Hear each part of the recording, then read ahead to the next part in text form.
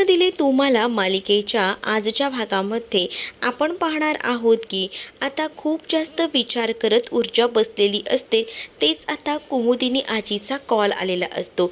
कुमुदिनी आजीचा कॉल आल्याबरोबर लगेच ऊर्जा कॉल रिसीव करत म्हणते की कसे आहात, आणि त्याचसोबत कुमुदिनी मॅडम प्लीज मला सांगा ना, शौर्य कसं आहे, हे देखील आता म्हटलं जातं.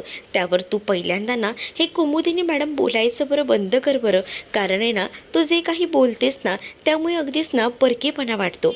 आणि तुला तर माहिती आहे ना की आपल्यातलं नातं काय आहे ते. आणि आता तरीसुद्धा तू कुमुदिनी मॅडम बोलायचं थांबवलं नाही आहेस.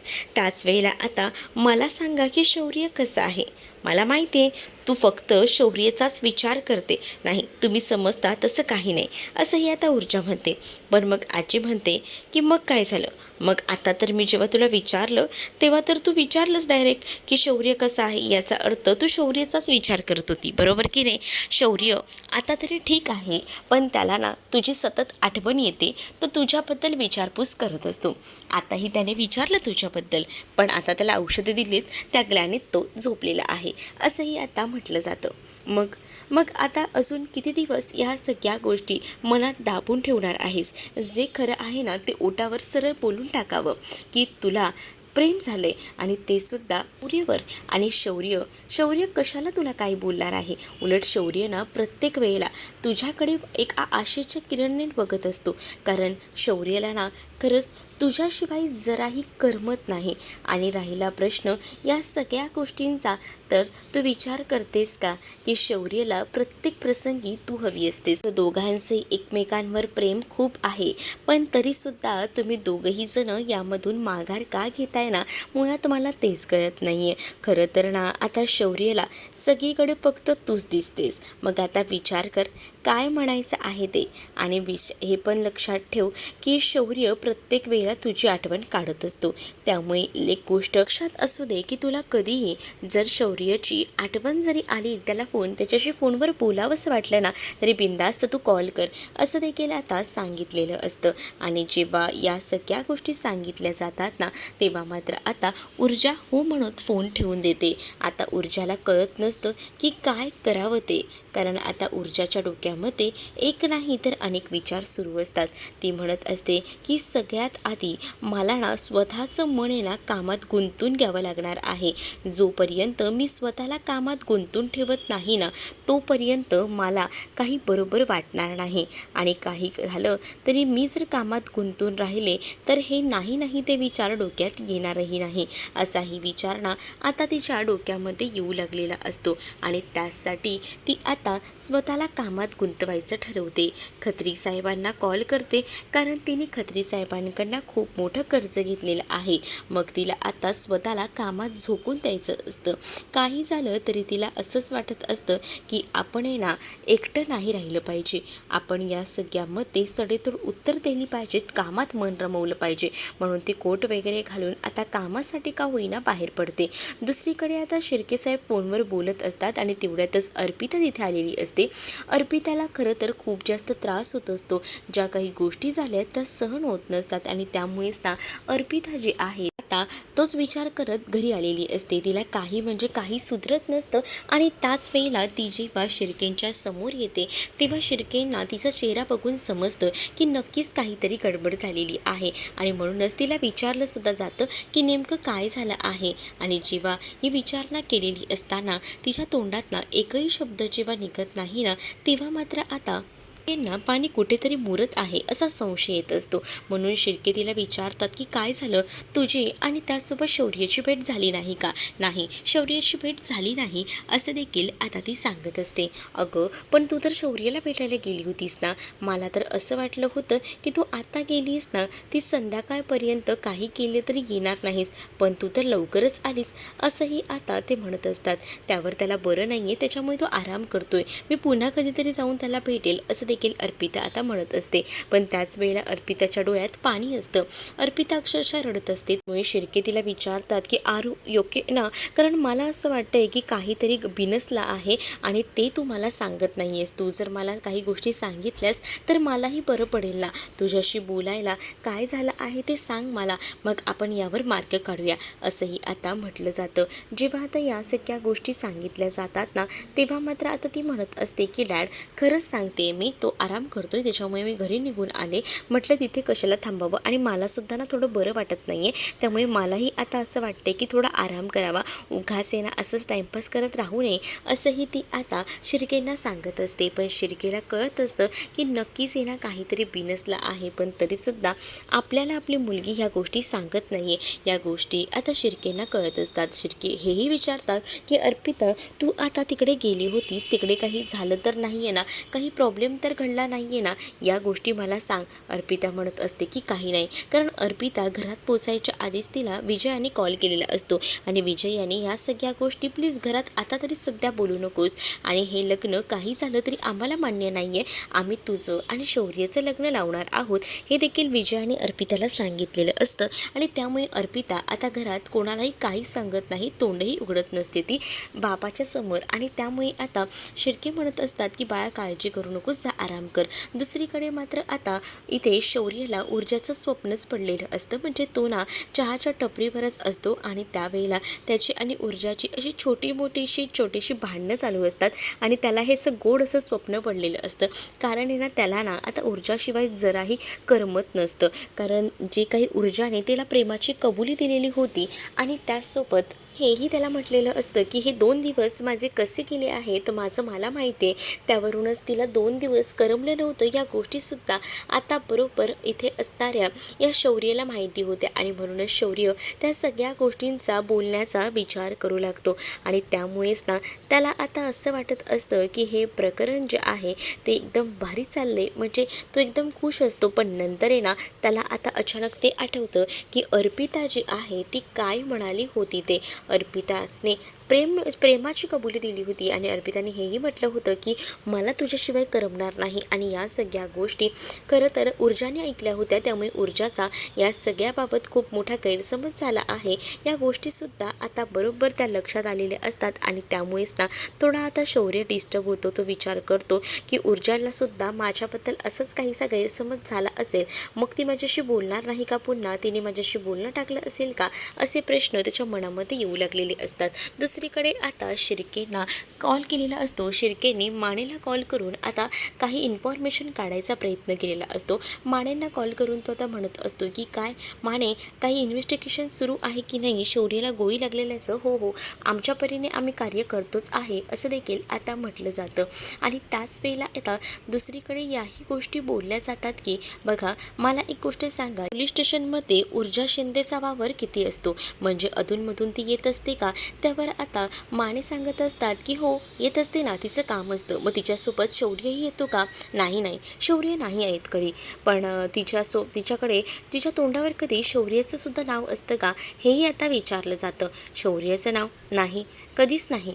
मग आता इकडे इन्स्पेक्टर माने जो आहे तो सुद्धा आता विचार करत म्हणत असतो मनातल्या मनात, जरी शौर्यसोबत आला तरी मी काही मूर्ख आहे का ह्यांना सांगायला. एक पत्ते हळूहळू उघडणार आहे मी, सगळेच पत्ते आता ओपन नाही करणार आहे मी, असंही आता ठरलेलं असतं. आणि जेव्हा या सगळ्या गोष्टी बोलल्या जातात ना, तेव्हा मात्र आता माने इन्स्पेक्टर सांगतात की नाही, ऊर्जा इथे येतच नसते, तुम्ही काळजी करू नका, कारण आहे ना ऊर्जा आणि शौर्याचा काही संबंध नाही आहे. याच गोष्टी खरं तर शिर्केंना जाणून घ्यायच्या असतात आणि यासाठी शिर्केंचे आता प्रयत्न सुरू असतात. शिर्के मात्र म्हणत असतात की ठीक आहे माने, लक्षात ठेवा की काही गोष्टी घडत असतील तर मला सांगा, कारण आज तुम्हाला तर चांगलंच माहिती आहे मी आहे म्हणून तुम्ही आहात. हो, या सगळ्या काही गोष्टी मी कशा काय विसरू शकतो, नाही विसरू शकत मी या गोष्टी, कारण आहे ना मला माहिती आहे ना की माझं घर जे आहे ते फक्त आणि फक्त तुमच्यामुळे चाललं आहे, असं देखील आता शिर्केंना माने बोलत असतात. आणि म्हणूनच माने आता तरी सध्या शांत असतात, कारण आहे ना त्यांना ना या सगळ्या गोष्टी हव्या असतात आणि त्यामुळेच आता माने पैसे कसे काढायचे याच्या प्रयत्नात असतात. म्हणून शिर्केंना तुर्तास तरी ऊर्जा आणि त्याचसोबत शौर्याबद्दल ते काही सांगत नाही. दुसरीकडे आता हर्षवर्धन विचार करत बसलेलाच असताना हर्षवर्धनला आता विजया म्हणत असते की अहो, तुम्ही काय निर्णय घेतला आहे, काय करायचं आहे, या सगळ्याबद्दल काही कळतंय का तुम्हाला? नाही, काही गोष्टींना काहीच कळायला मार्ग नाही आहे. बघतोय, मी सुद्धा प्रयत्न करतोय, पण हा ऊर्जा शिंदेच्या प्रेमात पडूच कसा शकतो, हीच गोष्ट मुळात मला पटत नाही आहे. मग तुझा थोरला मुलगा आदित्य, तो कसा चाईतल्या मुलीच्या प्रेमात पडला, तसंच तसंच हा देखील प्रेमात पडलेला आहे. यात काही नवीन नाही असंही आता म्हटलं जात असतं. जेव्हा आता या सगळ्या गोष्टी हर्षवर्धन बोलतात तेव्हा मात्र पण मला ही गोष्ट कळत नाही आहे विजया म्हणते की हा चाईत कधी गेला होता आणि ह्यांचं हे प्रकरण कधीपासून सुरू होतं. त्याच वेळेला मात्र आता हर्षवर्धन म्हणतात की या सगळ्याचा शोध मुळात मलासुद्धा घ्यायचा आहे की हे प्रकरण कधीपासून सुरुवात झालं आणि मी तर या सगळ्याचा छडा लावल्याशिवाय शांत बसणार नाही आहे, हेही आता सांगितलं जातं. जेव्हा आता या सगळ्या गोष्टी बोलल्या जातात तेव्हा मात्र आता विजया म्हणत असते की आपण ह्या सगळ्याबद्दल एकदा बोलून बघायचं का हो आपल्या शौर्यसोबत? हो, मी शौर्याशी बोलणार आहे, पण आता नाही, थोडा वेळ धीर धर, कारण मलासुद्धा या सगळ्या गोष्टी शौर्याशी बोलाव्याशा वाटत आहेत, पण थोडा वेळ जाऊ देऊया, मग आपण या सगळ्याबद्दल बोलूया, असंही आता सांगितलं जातं. कारण आता शौर्याची तब्येत आपल्यासाठी खूप जास्त इम्पॉर्टंट आहे. शौर्य बरा व्हायला हवा आणि यासाठी आपल्याला आता थोड्या दिवसांसाठी का होईना शांत राहावं लागणार आहे. पण काही झालं ना तरीसुद्धा ऊर्जा शिंदेला मी माझ्या घरची सून बनवणार नाही आहे, असंही आता हर्षवर्धन बोलत असतो. अर्पिताला कॉल केला होतास ना, अर्पिताला सगळ्या गोष्टी समजावून सांगितल्या आहेस ना? हो हो, मी अर्पिताला कॉल केला होता आणि अर्पिताला सगळ्या गोष्टी समजावून सांगितल्या आहेत. तुम्ही जराही काळजी करू नका, असंही आता सांगितलं जातं. आणि जेव्हा या सगळ्या गोष्टी बोलल्या जातात ना तेव्हा मात्र आता म्हटलं जातं की हो, अर्पिताला सांगणं खूप जास्त गरजेचं होतं, कारण मला त्याचीच खूप जास्त भीती वाटत होती की काय होईल ते. कारण काही झालं तरी अर्पिता एक चांगली मुलगी आहे आणि आपल्या हातात ना ती जायला नको, कारण ती मुलगी खूपच गुणी आहे आणि तिलाच मला सून करून घ्यायचे. जरी ऊर्जाला काही वाटत असेल की तिला या घरची सून करून घेईन मी, तर हा तिचा भ्रम आहे. तिला मी काही झालं तरीसुद्धा सून करून घेणार नाही, हा माझा शब्द आहे, असं देखील आता हर्षवर्धन विजयाला सांगत असतो. विजयाला जेव्हा या सगळ्या गोष्टी तो बोलत असतो तेव्हा मात्र आता विजया शांतच राहते. तर दुसरीकडे मात्र विजयाला रडू येत असतं. विजयाला कळत नसतं की काय करावं ते, पण विजयाला सुद्धा आता शौर्यासाठी काही झालं तरीसुद्धा मान्यच नसते ऊर्जा ही सून म्हणून, आणि म्हणूनच मलाही ती ऊर्जा या घरात नाही यायला पाहिजे असं ठामपणे म्हटलेलं असतं. तर दुसरीकडे आता इथे पाहायला मिळत असतं की हर्षवर्धन या सगळ्या गोष्टीचा वेगळ्या पद्धतीने आता विचार करत असतो. कारण आहे ना, त्याला काही झालं तरी हे एक वेगळ्या पद्धतीने हँडल करायचं आहे, कारण त्याला ह्या सगळ्या गोष्टी माहिती आहेत की कुठेतरी गोष्टी ज्या आहेत त्या वेगळ्या पद्धतीने घडत आहेत. शौर्य आणि ऊर्जाचं जे काही प्रकरण कळलेलं असतं त्यामुळे तो थोडा डिस्टर्ब असतो. दुसरीकडे आता किचनमध्ये कॉफी दिव्या बनवत असते आणि ती गाणं गात असते, आणि ती गाणं गात असतानाच तिकडे आता आदित्य येतो आणि आदित्य म्हणतो की घरात एवढं टेन्शन आहे आणि तुला गाणी बोलायची कशी काय सुचतात? मुळात ना मला कळतच नाही की नेमकं चाललंय तरी काय, आणि त्याच वेळेला तुला या सगळ्या गोष्टी माहिती आहेत, तर तुझं या सगळ्याला प्रोत्साहन आहे का? म्हणजे तुझ्या बहिणीला तू या सगळ्यात साथ देतेस का? हे सुद्धा आता आदित्य हा डायरेक्टली बोलत असतो. आणि आदित्य जेव्हा या सगळ्या काही गोष्टी बोलतो तेव्हा मात्र आता इकडे असणारी दिव्या सांगत असते की उलट तुला जसं आता कळलंय ना तसंच मलासुद्धा आताच कळलेलं आहे या सगळ्या गोष्टी. तुला असं वाटत असेल की या सगळ्या गोष्टी मला आधीपासून माहिती असतील तर हा तुझा भ्रम आहे. उलट मला एक गोष्ट सांग, तू या घरात राहतो, तुझा भाऊ तुझा जीवाभावाचा आहे, त्याने कसं तुला कधी काही सांगितलं नाही, आणि वर तू माझ्यावर आरोप करतोयस का की या सगळ्या काही गोष्टी मला माहिती असायला पाहिजेत म्हणून? अरे, माझी बहीण तर माझ्याशी साधं बोलतही नाही, पण तुझा भाऊ आणि तुझे संबंध तर खूपच जिव्हाळ्याचे आहेत ना, मग तुझ्या भावाने तुला का नाही सांगितलं की त्याचं ऊर्जावर प्रेम आहे ते? पण ना मी काही झालं ना तरीसुद्धा या गोष्टींना ॲक्सेप्ट करणार नाही आहे, कारण मला ना ती मुलगी या घरात नकोच आहे आणि शौर्याची बायको म्हणून तर नकोच नको. कारण ऑलरेडीच तू ह्या घरात आलीस आणि या घरात एवढं सगळं त्रास सहन करावा लागतोय, असं सगळं काही आदित्य आता इकडे असणाऱ्या या दिव्याला बोलत असतो. मुळात दिव्याही म्हणत असते की मला सुद्धा ना ती या घरात नकोच आहे आणि त्याचसाठी माझे बरेच प्रयत्न सुरू आहेत आणि तू कोण आहेस मला सांगणारा, असं देखील आता ती त्याला म्हणत असते. दुसरीकडे मात्र आता पाहायला मिळत असतं की आदित्यने तिला सुनावलेलं असतं, पण आदित्यला सुद्धा ती चांगलं सुनावते आणि म्हणते की माझ्याकडे आधी बोट दाखवण्याआधी ना स्वतःच्या भावाकडे आणि स्वतःकडे लक्ष दे, की तुझ्यापासून तुझा भाऊ किती काय काय गोष्टी लपवून ठेवतोय ना त्याचं आधी निरीक्षण कर, असं देखील आता ती त्याला म्हणत असते. तर दुसरीकडे मात्र आदित्य म्हणतो की मी ते सगळं बघतो, पण तुला सांगितलेली गोष्ट लक्षात असू दे, कारण आहे ना मला काही झालं तरीसुद्धा या घरामध्ये तुझी बहीण या घरात नको आहे हे ठामपणे त्याने सांगून टाकलेलं असतं. आणि त्यानंतर मात्र आता आदित्य तिकडनं निघून जातो. तर दिव्या मात्र आता म्हणत असते की तुलाच काय, मला सुद्धा नको आहे ऊर्जा या घरामध्ये, कारण आहे ना मी तर म्हटलं आहे की माझ्या घरात या घरात माझे खूप जास्त लाड होतात, सगळीजणं मला विचारतात, पण हे सगळं मुळात तर खोटंच आहे. या घरात तर मला किंमतही नाही आहे आणि जर या घरात जर ती ऊर्जा आली ना तर त्या ऊर्जाला सगळं काही कळेल की या घरात मला कुत्रंही विचारत नाही ते, आणि त्यामुळे ना काही झालं तरी ऊर्जाला या घरात मी येऊ देणार नाही, हे देखील आता दिव्याचा मत ठाम असतं. आणि ती बोलत असते की मला आता या सगळ्याबद्दल काही झालं ना तरीसुद्धा आईशी बोलावं लागेल. दुसरीकडे आता ऊर्जा चहाच्या टपरीवर गेलेली असते, कारण तिथेच तिने ना खत्री यांच्या असिस्टंटला भेटायला बोलवलेलं असतं. तेवढ्यातच तो चहाच्या टपरीवर जो मुलगा काम करत असतो त्याने बाई तुझा आशीर्वाद ह्या नावाचं टी शर्ट घातलेलं असतं, जे की प्रमोशन टी शर्ट असतं. नुकतीच आता मालिकासुद्धा सुरू होणार आहे बाई तुझा आशीर्वाद, आणि त्याच दरम्यान आता हे सगळं काही आहे प्रमोशन सुरू असतं. बाई तुझा आशीर्वाद हे नावाचं टी शर्ट त्या मुलानं घातलेलं असतं. तर ऊर्जा त्याला विचारत असते की हे नवीन काय. मग तो म्हणतो की बरोबर आहे ना, म्हणजे मी इथे कामासाठी बाहेर आहे, माझ्या आईची साथ आहे, बाईचा आशीर्वाद आहे म्हणून, आणि त्याचसोबत इथे ही चहाची टपरी चालवतोय ते म्हणजे तुमच्यामुळे आणि तुमच्या ग्राहकांमुळे मी इथपर्यंत आलो आहे, त्यामुळे इथे सुद्धा बायकांचा साथ आहे, म्हणूनच म्हणायचं बाई तुझा आशीर्वाद. प्रत्येक कामामध्ये आपल्या पाठीशी कोणी ना कोणी स्त्री असते, त्यामुळेच बाईच्या आशीर्वादाशिवाय कोणतीही गोष्ट अपुरी असते, असं देखील आता तो म्हणत असतो. आणि जेव्हा या सगळ्या काही गोष्टी तो सांगतो ना तेव्हा मात्र आता इथे असणारी ही ऊर्जा जी आहे ती सुद्धा एकदमच हॅप्पी असते आणि ती म्हणत असते की हो तू बोलतोयस ते अगदी बरोबर आहे. म्हणजे मलाही हेच वाटतं की आपण आपल्या आईवडिलांच्या आशीर्वादाशिवाय कुठेच पुढे जाऊ शकत नाही. माझ्याही पाठीशी माझ्या आईचा हात आहे, त्यामुळे मी इथपर्यंत येऊन पोचलेली आहे, असंही ती आता म्हणत असते. आता तेवढ्यातच तिथे आता त्या खत्री वकिलांचा असिस्टंट येतो आणि काही कामं जी काही आहे ती समजावून सांगत असतो,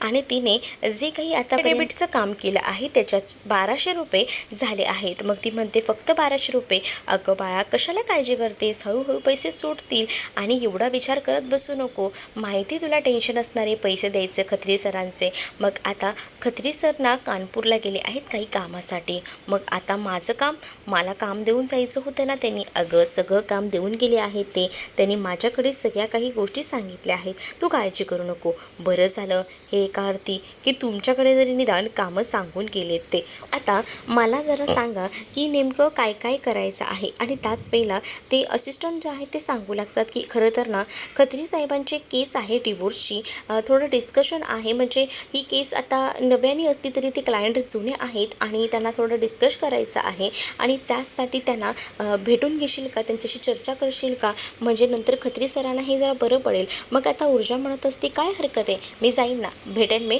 आणि मला काय माझं कामच करायचं आहे ना, मी करेन, तुम्ही काळजी करू नका, आणि अजून काही कामं असतील ना तर तीही मला सांगा, असंही आता ऊर्जा त्या असिस्टंटला सांगत असते. त्यावर तो असिस्टंट म्हणतो ऊर्जा मला कळतंय की तुला कर्ज पेड करायचं आहे, तुला स्वतःपासून ते सगळं काही नील करायचं आहे, या सगळ्या गोष्टी मला कळत आहेत, पण थोडं धीराने घे, एवढ्या घाईघाईने कोणतेही निर्णय घेऊ नकोस, असंही आता सांगितलं जातं. आणि जेव्हा एवढ्या सगळ्या गोष्टी सांगून आता जेव्हा ऊर्जाला समजावलं जातं तेव्हा ऊर्जा म्हणते की हो चालेल, मी बोलून घेते त्या क्लायंटसोबत. आता खत्रींचा असिस्टंट आहे तो सुद्धा जायला निघतो.